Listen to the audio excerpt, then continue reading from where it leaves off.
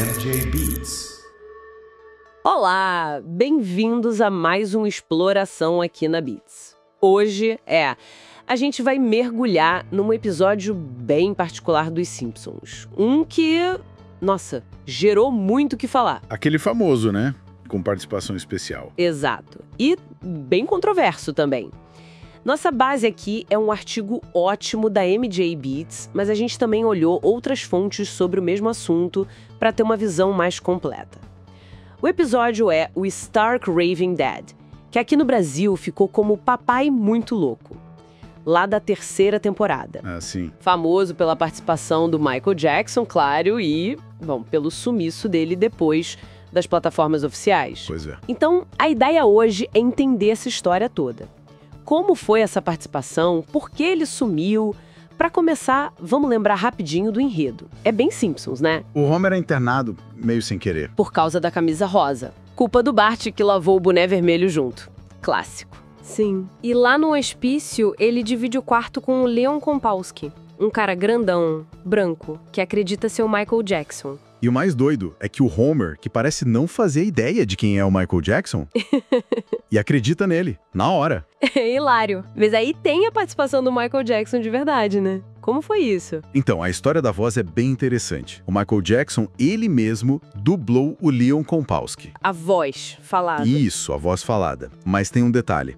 Ele pediu para não ser creditado. Usou até um nome falso, John J. Smith. Ah, curioso. E mais curioso ainda, a parte cantada, tipo a música famosa do episódio Happy Birthday Lisa. Sei. Marcante demais. Pois é, por causa de umas questões de contrato com a gravadora dele na época, a Sony não é a voz do Michael Jackson cantando. Não! Sério? De quem é então? É de um cantor chamado Kip Len, um cantor de estúdio. Mas, então não era ele cantando pra Lisa. Mas ele participou da música de alguma forma. Sim, e foi fundamental. Foi o próprio Michael Jackson quem escreveu Happy Birthday Lisa, especialmente pro episódio. Que legal isso. Ele escreveu a música e teve mais coisa dele com os Simpsons nessa época, né? Teve sim. As fontes que a gente consultou lembram de outra colaboração, também meio nos bastidores. Uhum.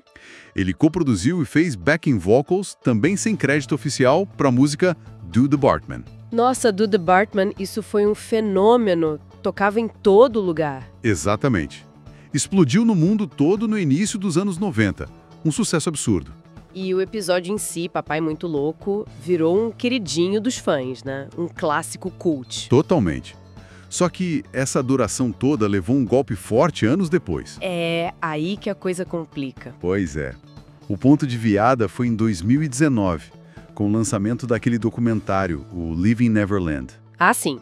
Que trouxe novas acusações bem pesadas contra o Michael Jackson. Isso. Acusações de abuso sexual infantil. E aí a Fox, que já estava naquele processo de fusão com a Disney, tomou uma decisão bem drástica. Que foi? Removeram Stark Raving Dad de tudo que era oficial. Saiu do Disney Plus, parou de reprisar na TV e até das novas levas de DVDs da temporada ele foi retirado. Nossa!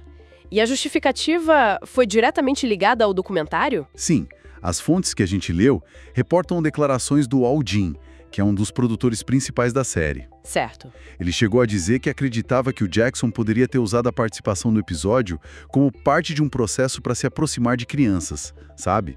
Mencionando aquelas alegações de grooming. É uma acusação bem séria. É importante a gente pontuar aqui, né, sendo imparcial, que as fontes também fazem questão de lembrar. Sim, é fundamental. Elas lembram que o Michael Jackson foi julgado e absolvido dessas acusações em 2005.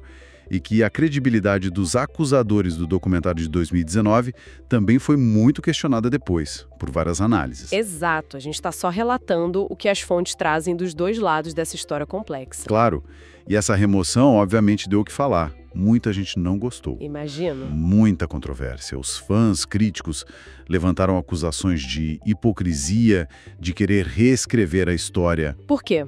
Hipocrisia em que sentido? Apontaram, por exemplo, que esse mesmo episódio foi exibido na TV como uma homenagem ao Jackson logo depois que ele morreu, em 2009. Ah, é verdade, tem essa ironia. Pois é.